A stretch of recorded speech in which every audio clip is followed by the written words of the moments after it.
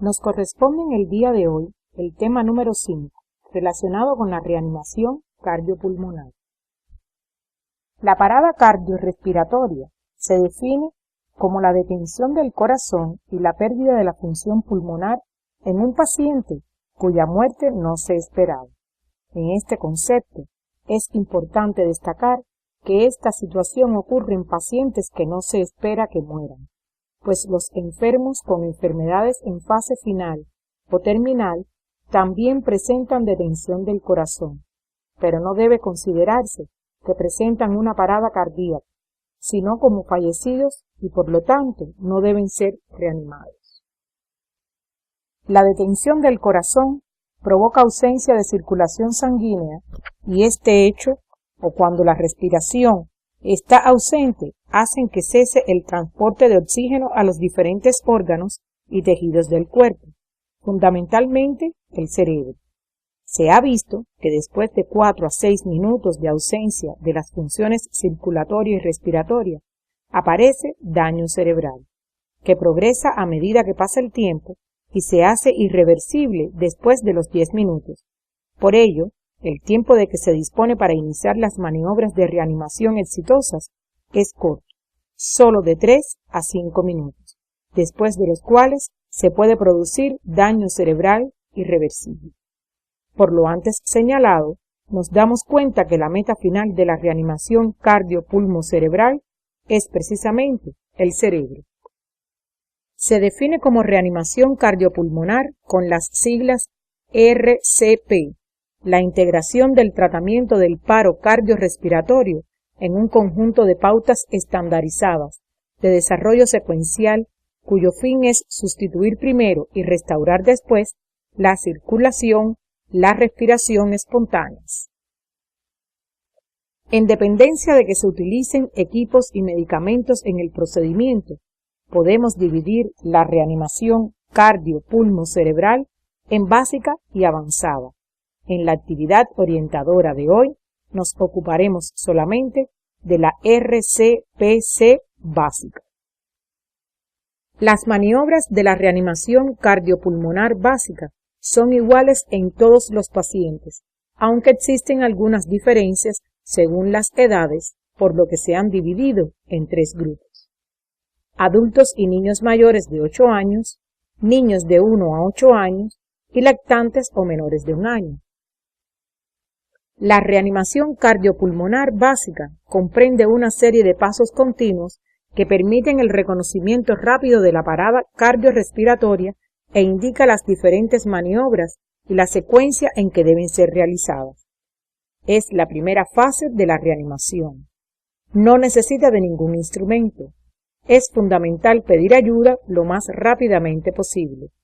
Persigue los objetivos relacionados con la oxigenación de emergencia para evitar el daño anóxico y posibilitar el tratamiento específico del paro con técnicas de reanimación de avanzada.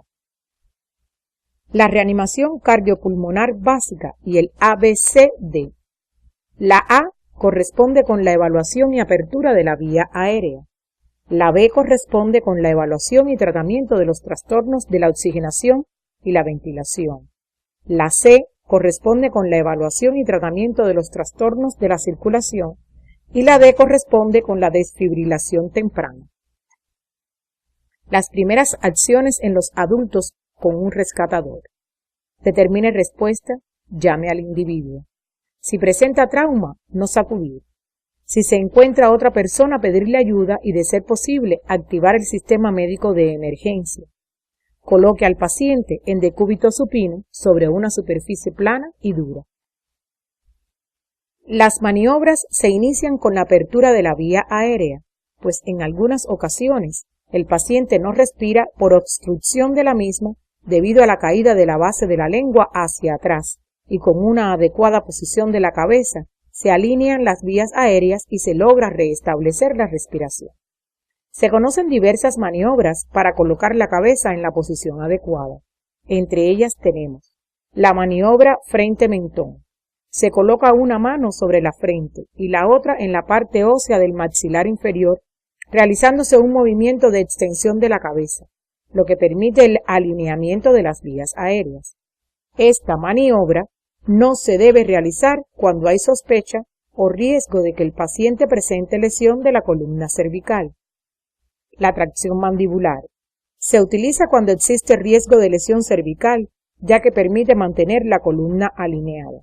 Sitúese detrás del paciente y coloque los dedos de ambas manos en la parte inferior de la mandíbula, los quintos dedos en los ángulos y tracciona hacia adelante, alineando las vías aéreas. La elevación del mentón. Esta maniobra también se efectúa cuando sospechas lesión en la columna cervical. Los dedos de una mano los colocas debajo de la mandíbula y se tracciona hacia arriba para elevar el mentón. Con el pulgar de la misma mano, deprime ligeramente el labio inferior para abrir la boca. Posterior a la apertura de las vías aéreas, se debe determinar si el paciente está respirando durante un lapso de 10 segundos. Para esto, el rescatador se coloca a un lado de la víctima y acerca la cara a 5 centímetros de la boca de la víctima mientras mira el tórax para ver los movimientos del mismo. Esta maniobra se ha llamado maniobra de Mes, porque permite mirar los movimientos del tórax, escuchar los sonidos respiratorios y sentir en la mejilla la salida del aire. Respiración artificial. Después de diagnosticado el paro cardiorrespiratorio y de posicionar la cabeza para alinear las vías aéreas, debes comenzar con la respiración artificial, que te permitirá que los pulmones del paciente se llenen de aire.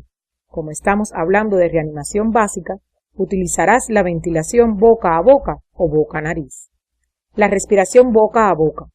El reanimador se coloca a la derecha de la víctima. Tapa la nariz del paciente con una mano. Realiza una inspiración forzada de la atmósfera y sella la boca del paciente con su boca. Posteriormente expira en las vías aéreas de la víctima, observando la expansión del tórax, que es lo que nos permite evaluar que el aire está penetrando en los pulmones. En el caso de la respiración boca a nariz, más utilizada en niños, el reanimador con su boca abarca y sella la nariz y la boca de la víctima y procede a inspirar y expirar como señalamos anteriormente. Estas dos técnicas proporcionan un adecuado volumen de aire a las víctimas, lo que resulta aceptable, pero están limitadas por las capacidades pulmonares del rescatador. Te proponemos un algoritmo que te permite la reevaluación del paciente y partiendo de dos elementos, la ventilación y el pulso. Usted decide cómo proseguir. Las compresiones cardíacas nos permite vaciar el corazón e impulsar la sangre a los diferentes órganos y tejidos del cuerpo. Para ubicar el sitio donde debemos ejercer las compresiones, podemos deslizar 2 dedos por el reborde inferior de la última costilla hasta encontrar el apéndice sifoides y entonces colocar el talón de la mano 2 centímetros por encima de este a nivel del esternón. Otra forma es buscando el punto medio de una línea imaginaria que pase por las tetillas. El masaje se da con el talón de una mano y se entrelazan los dedos de ambas para evitar lesionar las costillas. Los brazos deben permanecer rectos para que funcionen como pistones y la fuerza se aplique con los hombros. El tórax debe ser desplazado 1,5 a 2 pulgadas, es decir, entre 3 y 4 centímetros, para comprimir el corazón entre el esternón y la columna y lograr que se vacíe y expulse la sangre. La frecuencia de las compresiones debe ser de 80 a 100 por minuto. Estas compresiones son capaces de producir un gasto cardíaco de alrededor del 30% del normal. Coloque el talón de la mano en el sitio indicado a nivel del esternón. Presione con ambas manos el tórax de forma firme, garantizando la depresión de 1/3 del diámetro antero-posterior del tórax. No flexione los codos durante el proceder, lo que garantiza la mayor presión de la compresión y evita que se fatigue el rescatador. Después de los primeros 4 ciclos, verifique el pulso durante 5 segundos en región carotídea. Si no hay pulso, active el sistema médico de emergencia, si no lo ha podido hacer antes. Continúe con compresiones, respiraciones, reevaluando cada 2 o 3 minutos. Si no hay respiración, pero se palpa pulso, entonces dé una respiración cada 5 segundos y reevaluar el pulso cada minuto. Primeras acciones. ABC en adultos con 2 rescatadores. Determinar respuesta. Llamar a la víctima. Si hay trauma, no debes sacudirlo. Si se encuentra otra persona, pedirle ayuda y, de ser posible, activar el sistema médico de emergencia. Coloca al paciente en decúbito supino sobre una superficie plana y dura. Los rescatadores se colocan a cada lado del paciente, uno de ellos junto a la cabeza del paciente. El segundo rescatador se coloca del otro lado. El primer rescatador se ocupará de abrir las vías aéreas, dar las ventilaciones y chequeará la efectividad de las compresiones cardíacas. Verifique ausencia de respiración. De ser así, aplique MES durante 5 segundos. Dar 2 o 3 respiraciones cortas y rápidas de 1 a 1,5 segundos de duración observando el pecho. De no observarse movimientos del tórax, sospeche que no existe permeabilidad de la vía aérea. Compruebe el pulso carotídeo durante 10 segundos en la arteria carótida.